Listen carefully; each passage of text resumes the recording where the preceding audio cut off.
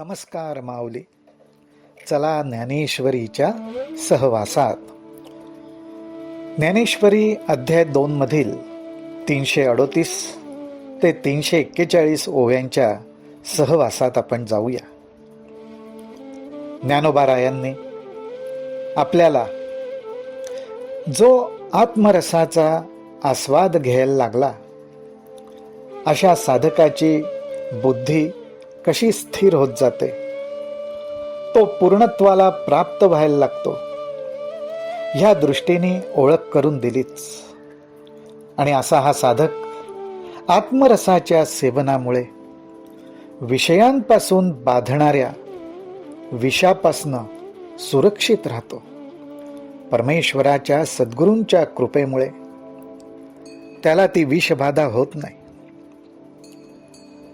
आणि मग आपल्या उपासनेत साधनेत मग्न राहून आत्मरसाचा स्वाद घेता घेता त्याच्या ठिकाणी एक प्रकारची प्रसन्नता आणि समाधान नांदायला लागतं.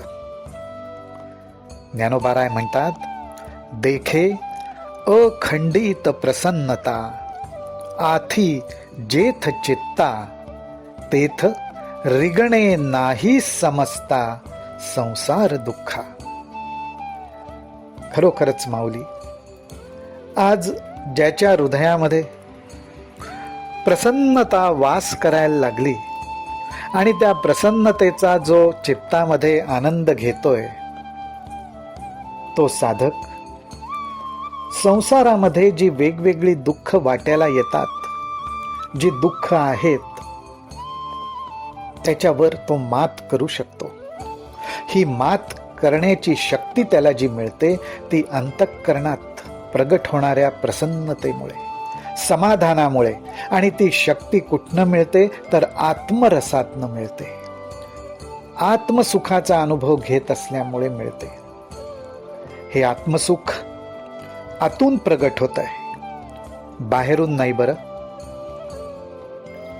या ठिकाणी माऊली आपल्याला एक दृष्टांत देतात. जैसा अमृताचा निर्झरू, प्रसवे जयाचा जठरू, तया क्षुधे तृषेचा अडदरू, कहींची नाही. आज आपण एक दिव्य कल्पना केली की माझ्या पोटामध्ये अखंड सतत अमृत स्त्रवतंय, अमृताचा स्त्राव, अमृताचा झरा पाझरतोय आणि त्याचं मी सेवन करतोय. तर अशा साधकाला क्षुधा आणि तृषा, भूक आणि तहान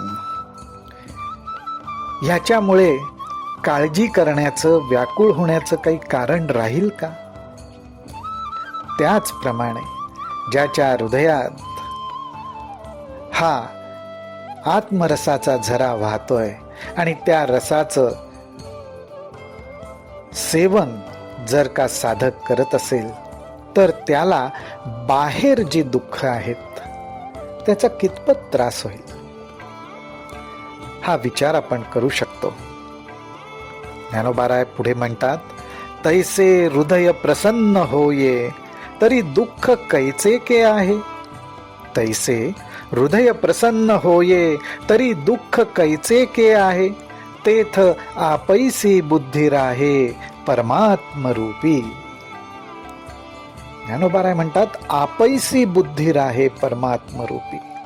आपोआप बुद्धीला परमात्म स्वरूपापाशी स्थिर करण्याची यातायात सुद्धा करायला नको. बुद्धी आपोआप परमात्मरूपी स्थिर राहील. पण ती कशी? त्याच्या अगोदर तैसे हृदय प्रसन्न होये. माऊली हो,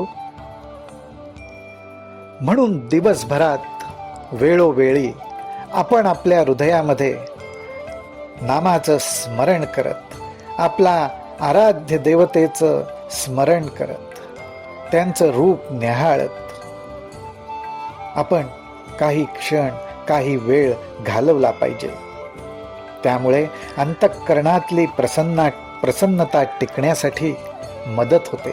आणि जिथे अंतःकरण प्रसन्न राहतं त्या बुद्धीला मुद्दामून प्रयत्न करून स्थिर करावं लागत नाही.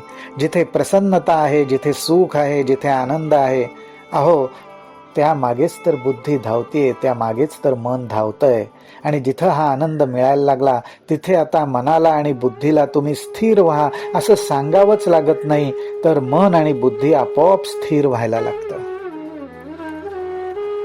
जैसा निर्वातीचा दिपू, जैसा निर्वातीचा दिपू सर्वथा नेणे कंपू, तैसा स्थिर बुद्धी स्वस्वरूपू योग युक्तो.